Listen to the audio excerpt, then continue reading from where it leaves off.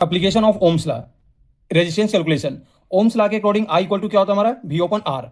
तो are equal to क्या हो जाएगा हमारा, वी ओपन आई, यानी जहां पर वी हमारा वोल्टेज है और आई हमारा करंट है एम्पियर में। यहां पर एक एग्जांपल लिया है कि an automotive lamp draw 2 ampere from the 13.2 volt battery, what is the resistance of the bulb.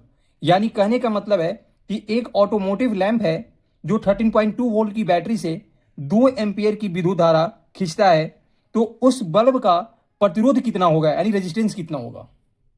अगर हम गिवन की बात करते हैं तो बैटरी वोल्टेज कितनी दी हुई है, वी हमारा दिया हुआ है 13.2 वोल्ट और आई हमारा दिया हुआ है 2 एम्पियर।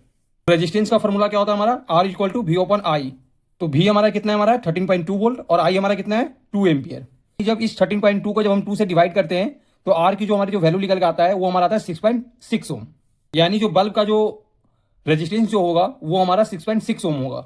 सेकेंड एग्जाम्पल है कि calculate the resistance of a 60 watt bulb if a current of 500 milli ampere result from an applied voltage of 120 volt. यानी कहने का मतलब है कि एक हमारे पास 60 वाट का बल्ब है और उस बल्ब के अक्रॉस जब हम 120 वोल्ट जब हम अप्लाई करते हैं तो उस बल्ब में 500 मिली एम्पियर की करंट फ्लो करता है, तो उस बल्ब का रेजिस्टेंस क्या होगा। गिवन में हमारा आई दिया हुआ है, करंट कितना हमारा दिया हुआ है 500 मिली एम्पियर। इस 500 मिली एम्पियर को जब हम एम्पियर में कन्वर्ट करते हैं तो हो जाएगा हमारा 500 इंटू 10 के पावर माइनस 3 एम्पियर।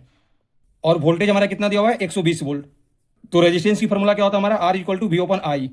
हमने कितना पुट कर दिया 120 वोल्ट और आई की जगह हमने कितना हमने पुट कर दिया 500 इंटू 10 के पावर माइनस 3। जब इसे हम सॉल्व करते हैं तो आर इक्वल टू कितना आ जाएगा हमारा 240 ओम।